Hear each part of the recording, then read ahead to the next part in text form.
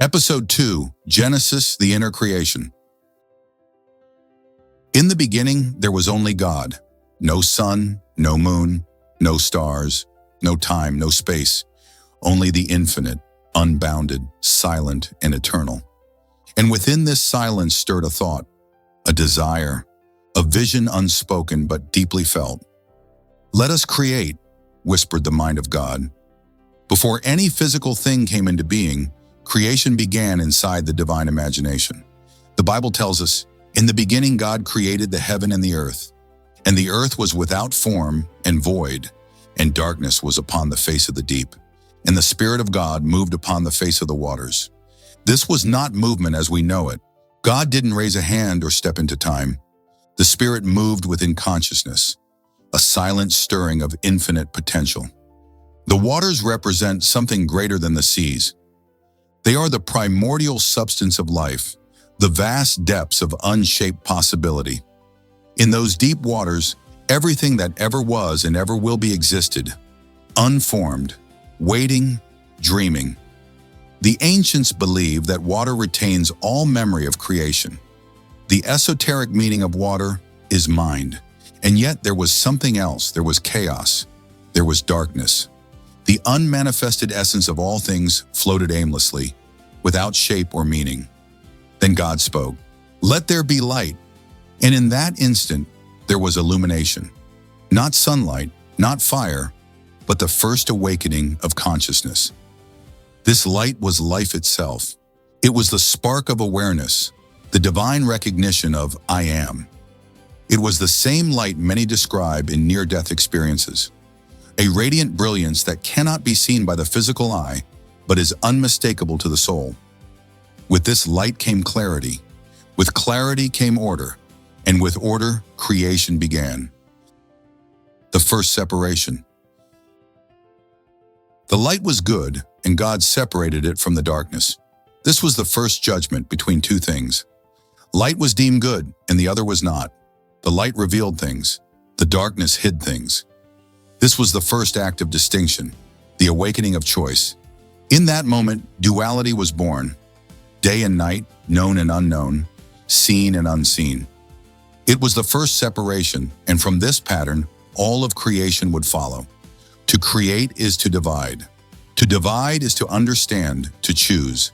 And to understand is to awaken. The waters above and below.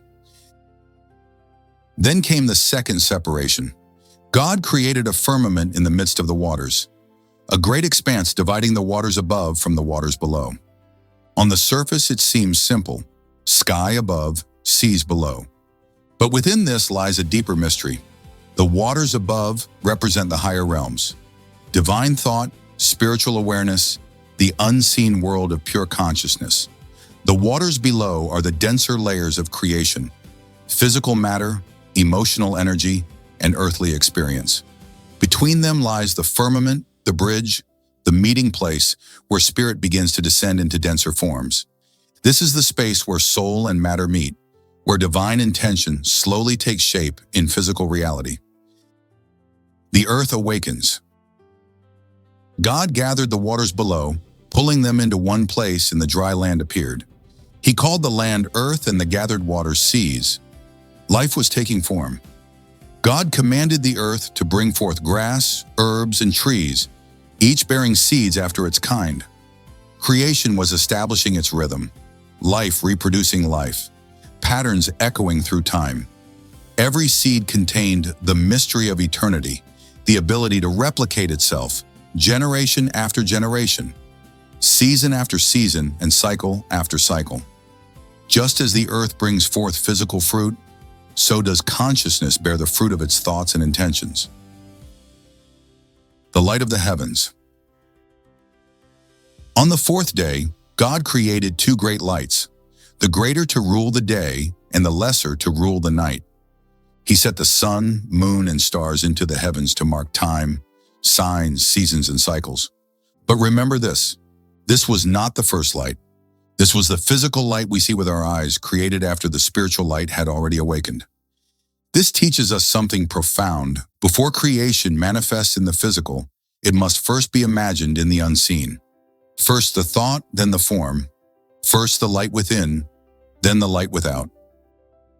The home of man.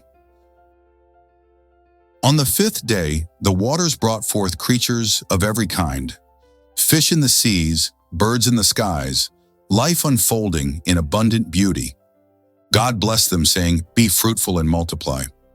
God was preparing the earth, building the home of humanity. The seas, the skies, the trees, the animals, all of it came first. Before man could arrive, the house had to be made ready. The crown of creation.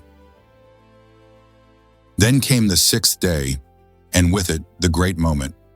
Let us make man in our image, after our likeness. Unlike every other creature, humanity was not made after its kind. We were made in the image and likeness of God.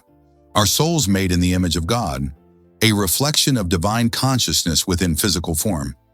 We are microcosms of the universe itself. The minerals of the earth are in our bones. The waters of the seas flow in our blood. The very elements of the stars burn within our cells.